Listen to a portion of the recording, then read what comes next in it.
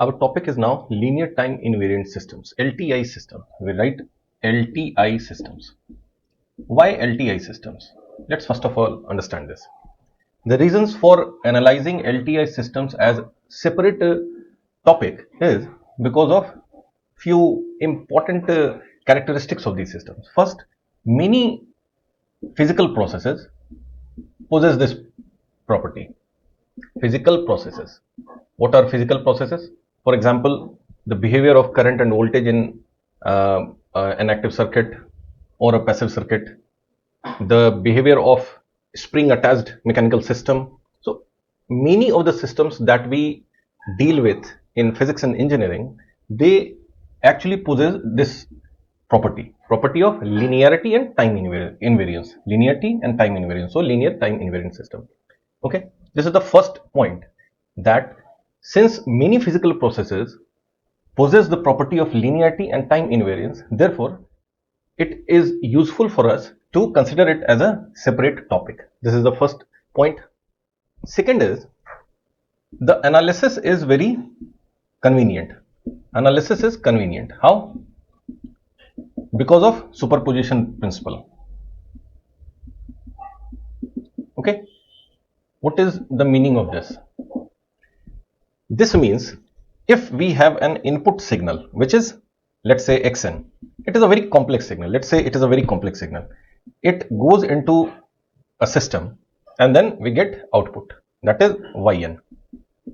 Superposition principle, principle. By superposition principle, what we know? We know that if xn can be decomposed into some, let's say, x1n, x2n, and so on. That is, if this complex signal is decomposed into several simple signals, then we can easily analyze what is the output of this signal. Let's say this is a simple signal. This is also a simple signal. This is a very complicated signal. So we can analyze what is the output of this signal. We know, we can understand easily what is the output of this signal. So if this be y1n, this be y2n, then from superposition principle we know that if x1n plus x2n plus x3n plus x4n are the inputs to this system, a system that has linearity. Here we necessarily don't require time invariance, but if these signals are input to this system and we know individual outputs of these signals, these input signals, then output is what? Output will be y1n plus y2n plus y3n and so on. So since these properties are possessed by LTI systems, we study it as separate topic. Now, just for recap, I am telling you what is linearity. Linearity means it should possess two properties. First is additivity. That is, if x1 plus x2 plus x3 is the input, then by passing through the system, the output is y1 plus y2 plus y3. Okay, this is additivity. And second is called scaling or homogeneity. So what is homogeneity? If x1 gives y1, then ax1 should give ay1. This is scaling. Here what we have considered, that the output to x1 is y1, output to x2 is y2, and so on. Therefore, if we add these signals, we will get this out. Combining these two, we have the superposition principle, that if ax1 plus, let's say, bx2 plus cx3 is the input, where individual outputs are y1, y2, y3 for x1, x2, x3 respectively, if it goes through the system, the output will be ay1 plus by2 plus cy3. Okay, this is a linear system. If it enters a linear system, the output will be this. This is linearity. And second is time invariance. Time invariance in signals and systems means, what is time invariance? Here in signals and systems, we mean if to xn the output is yn through system, then to xn minus n0, shifted signal, the output should have same shift, n minus n0. In terms of continuous signal, if xt gives yt, then xt minus t0, if it is shifted to this side, then your output should also be shifted, simply. So LTI system will have this property and linearity property. I guess this is clear. An important property of signals is that it can be represented as a linear combination of individual impulses. What is the meaning? Let's start our study with discrete systems. Discrete systems. Okay, later on we'll analyze the same things with continuous signals. If your signal is xk, let's say, you can write it like this, n minus k. What is the meaning of this? This means at n equal to k, at n equal to say k, you'll get xk. At n not equal to k, you'll get 0. This is clear? That is, if your x is,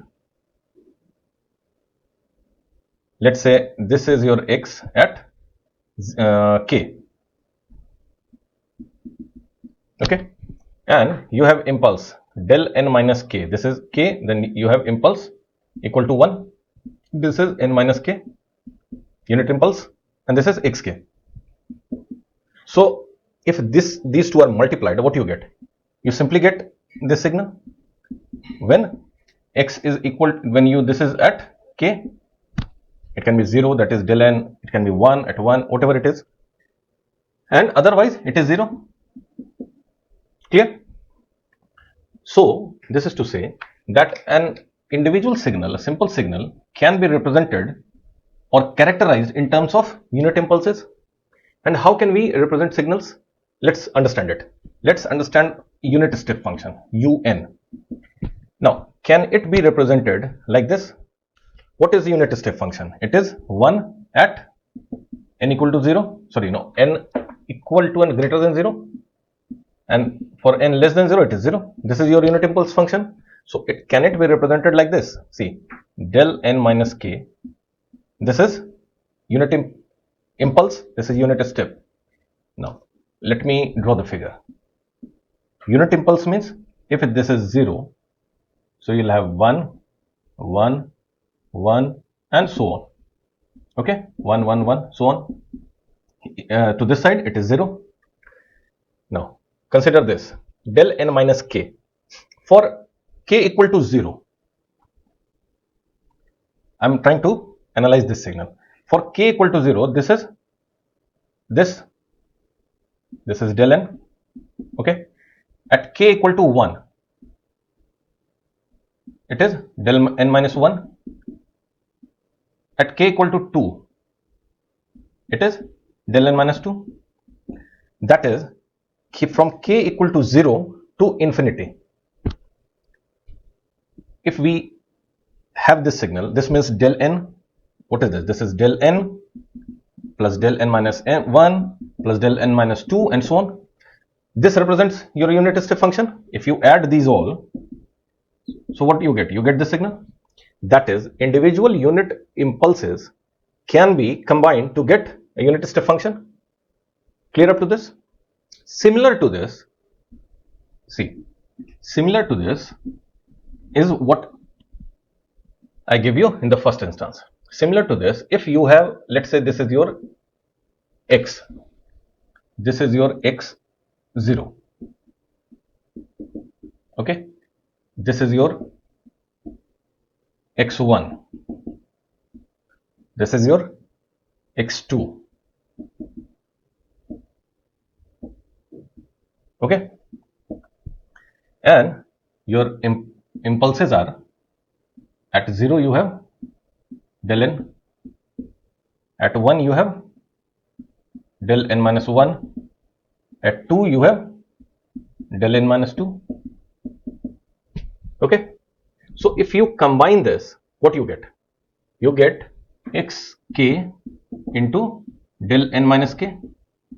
And if your signal is from minus infinity to infinity, let's say from minus infinity to infinity, you have this signal. You can write it like this, summation of k equal to minus infinity to plus infinity. So you have this complete signal, that is xn can be represented like this. I'm rubbing this now. You must have understood this figure. That is, this, what does this represent? It represents xn from minus infinity to infinity. Okay, that is, signal can be characterized by this is the weight and this is unit impulse. That is, your signal xn can be represented or can be characterized by these delayed responses. Clear? The signal and the unit impulse. So you can say this is linear combination of shifted responses. What is this? This shifts, this actually shifts. So this is linear combination. Why? This is summation, this plus this plus this. So linear combination of shifted responses. Clear? With scaling by this is the weight. What we are doing? We have shifted responses and we are scaling it. This is the weight with which we are scaling every signal. Okay. So this is how discrete signals can be represented or characterized as shifted linear combination of shifted responses where we scale the responses by a weight which is xk. Clear up to this? So how it is a linear combination? Let's say we start from -2. So this is x minus 2 del n plus 2. Then x minus 1 del n plus 1. That is, this is possible at this only. That is, it has not possible. It has value at -1 only. Otherwise, it is 0. And we are adding them all. Then x at 0 into del n. Then xn, x1, del n minus 1, and so on. Okay. That is, we have represented this input signal as linear combination of shifted signals. See, these are shifting. These are shifting the signals, and we are scaling it by the value of the input. This property is called shifting, not shifting. Shifting. This property is called shifting. Okay. So we discussed two important characteristics in the start, that many physical processes possess linearity and time invariance. That was our first topic. Second, because of superposition principle, I'm writing it again. Let me write it again so that you understand this properly. First is that physical processes, many physical processes possess what? Linearity and time invariance. Second is linear time invariant systems possess this property, superposition property. Okay, the property of superposition principle. And third, shifting. That is, we can represent or characterize an input signal as linear combination of delayed responses of scaled input values. Okay, so because of these three properties or characteristics, LTI systems are the most widely used systems to understand, to analyze, and to design. That is why we study LTI system as a separate topic. Clear? Now let's get into the topic. So we understand why we study LTI systems. Now let there be an LTI system. Okay, that is linear time invariant system. We apply input. What will be the output? The output will be superposition of, I'm writing this so that it gets into your mind, superposition of scaled responses of individual input response. Okay, that is, if to x1 it is y1, x2 y2, what we do? We get the output. That is, to represent it, you understand this figure? Now let's see what we will get as output. Let's say for single one, not n, yk. What will be yk? We are talking of one response. It will be xk, that is the input, and this is scaling. Xk is for scaling, and the response to unit impulse. Let's say this is hkn. I told you xk into del n minus k. This was the input.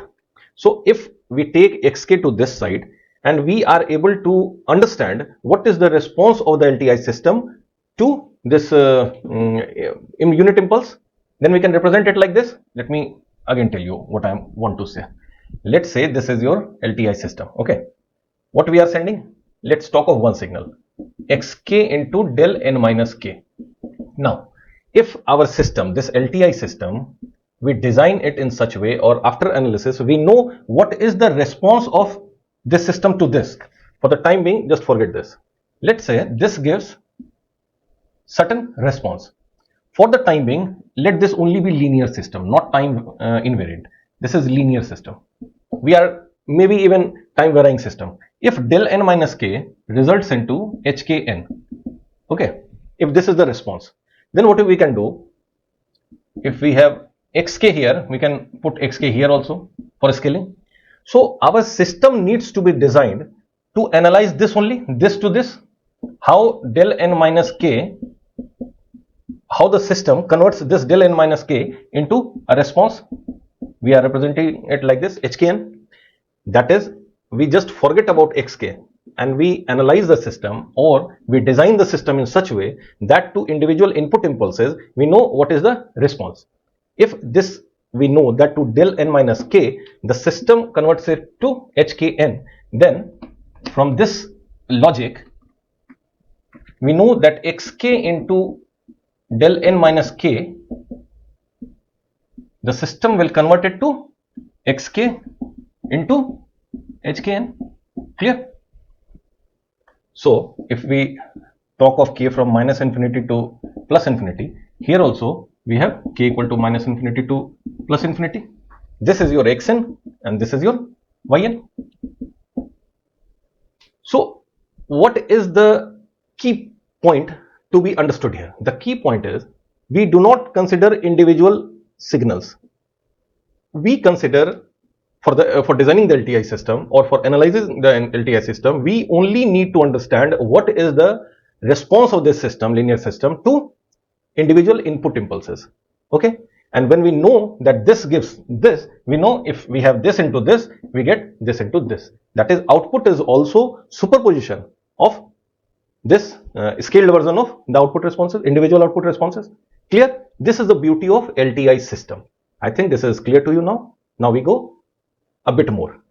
HKN is for any type of system. The only requirement is that this system is linear. HKN is a response which can be or cannot be time varying or time invariant. So let's say it is time varying signal. Clear? Let's see what if the system is time inverse also, time invariant also, that is LTI system. Then if this is, you understood this? Now let me explain. What if this is a time invariant system? This is n minus k. The system is converting it to h. Now, if this is for time invariant system, TI systems, del n minus k, we know for time invariant system, the response is just time scaled version of the original response. That is, this will be h n minus k. This is for time varying system. For time invariant system, this del n minus k means h n minus k. Therefore, your output will be, or output can be represented as k equal to minus infinity to infinity xk h n minus k. Okay, that is linear combination of superposition of linear combination, superposition or linear combination of individual output responses. These are individual responses. So this is linear combination of output responses. Clear? This property is called convolution. And how do we represent this? This part we represent it simply as yn is xn convolution hn. That is, your output is the convolution of xn and hn. This is the concept of convolution or discrete signals. Similar treatment is there when we consider continuous time signal. We'll consider it later. So I think you got the basic concept of what is convolution, how to represent signals as linear combination of individual input unit impulses, and how output is taken, how we can just analyze the response of the LTI system to individual unit impulses, that is from del n minus k to h n minus k, and then the input will be scaled version of linear combination of scaled version of that unit impulses, and output will be linear combination of scaled version of this output responses. Clear? This is the discrete signal.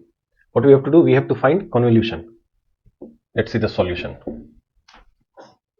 Let's see the solution. What is convolution? So if the output signal is yn, which is convolution of x and h, how do we write? We write xn star hn. This is convolution. What is its meaning? It means k equal to minus infinity to infinity xk into h n minus k, or it is equivalent to k equal to minus infinity to plus infinity x n minus k hk. This you know. Okay, so we'll use this this formula to derive convolution of x and h here. We are given with x and h. Let's start. So our output will be xk into hn minus k, that is here hn minus k. What it will be? K equal to minus infinity to infinity hn minus k. So I am writing it will be 2 del n plus 1 minus k, then 2 del n minus 1 minus k. Okay, so let's take this out. These are sums. So first will be, I'm taking 2 out here, so 2 k equal to minus infinity to infinity xk, then it is del n plus 1 minus k. This is the first part. Then second part, 2 k equal to minus infinity to infinity, then you have xk and you have del n minus 1 minus k. Okay, but you know that xn is what it is. You can write it as k equal to minus infinity to infinity xk and then impulse function n minus k. This is the definition of xn. So using this definition, n is what? This one. So here we have n as n plus 1 and here n minus 1. So what do we get? We get this will be equal to, see, this is the definition, xk n minus k. N here is n plus 1. So 2x n plus 1 plus 2, here n is n minus 1. So it is x n minus 1. So we get our output. Now, how to break this into this function, impulse function? Xn is basically linear combination of impulse functions. See, xn is this. So how we'll write xn plus 1? We'll replace n by n plus 1 in this. So this is 2 del n. This means del n plus 1. Then we have to multiply by 2. So this is 2. Then this becomes 4 del, see, n plus 1 minus 1. So this is n minus 2 del n minus 3. So n plus 1 minus 3. This will be n plus 2. Sorry, not 2. N plus 1 minus n minus 2. So this part gives this and this part plus 2x n minus 1. So here it is simply n minus 1. 2, see, del n minus 1. So this is n minus 1 minus 1. So this becomes 4 del n minus 2. N minus 1 minus 1. N minus 2 minus what this will be? N minus 3. And we have here n minus 1. So n minus 1 minus 3. So n minus 4. That is 2 del n minus 4. So what we have? N minus 2. This will be gone. So let's write the final signal. Final signal will be twice del n plus 1. This used, then this plus 4 del n. Then see this minus 2 plus 2. So this is n minus 2. So let's first of all write this plus 2 del n minus 1. Then you have 2 del n minus 2 plus 2 del n minus 2. And then finally you have minus 2 del n minus 4. Okay. So this is your output, which is convolution of this signal and this signal. Now let's plot this signal. Let's say this is n. We start from minus 1. See, so at minus 1 it is 2. Then n equal to 0. At 0 it is 4. it is not straight, you please draw straight signals. Then at n equal to 1 it is 2, again 2 at 1. Then at n equal to 2 it is again 2. Sorry, yes, okay. At 2 it is again 2. At 3 it is 0. You don't have any signal. Then at 4 it is minus 2. Minus 2 at 4. Okay. So if you plot this signal, it will be like this. Okay. I think it's clear to you. Now let's see the second one. Second is your y2n is xn plus 2 hn. Okay. So what this will be? It will be k equal to minus infinity to plus infinity xk plus 2 hn minus k. So we'll put the values k equal to minus infinity to infinity x k plus 2 hn minus k. So h is this, so it becomes twice del n plus 1 minus k plus twice del n minus 1 minus k. Okay. Now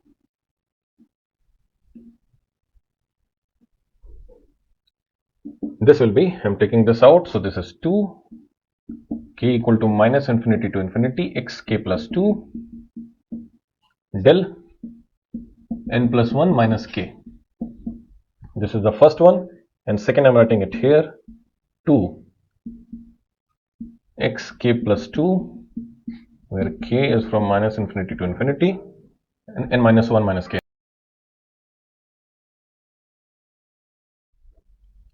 What does this mean? This means k plus 2 means n plus 2, and then you have to put this value, that is plus 1.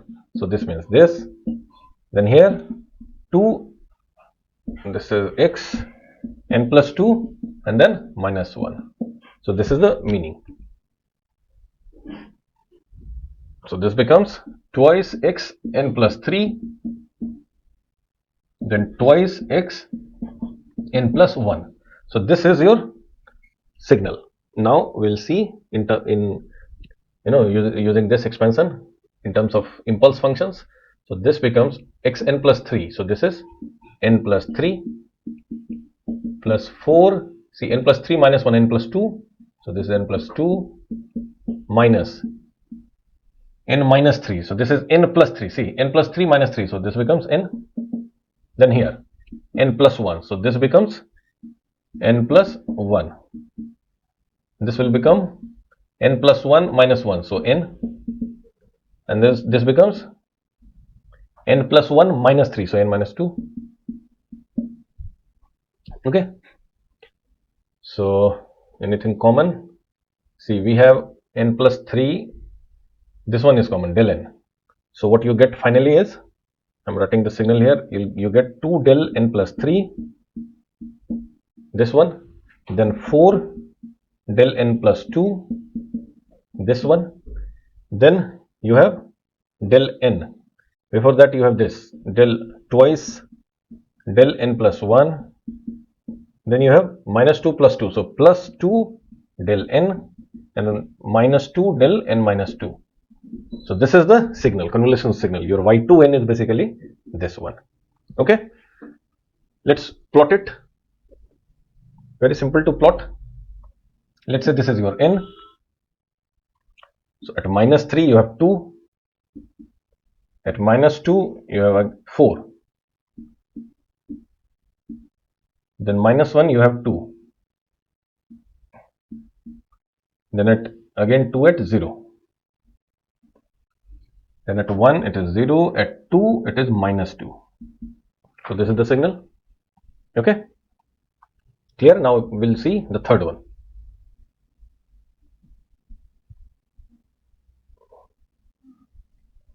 Third one is y3n is xn convolution hn n plus 2.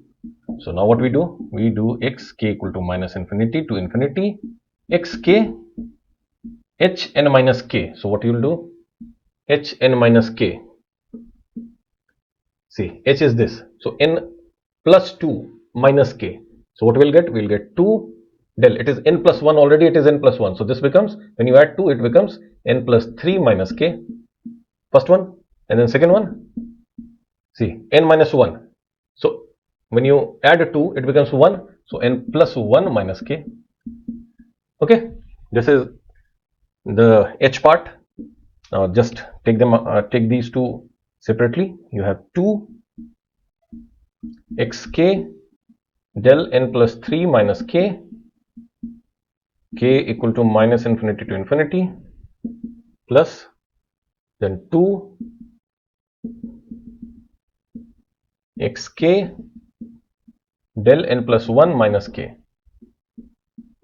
Okay, so this is the signal when expanded.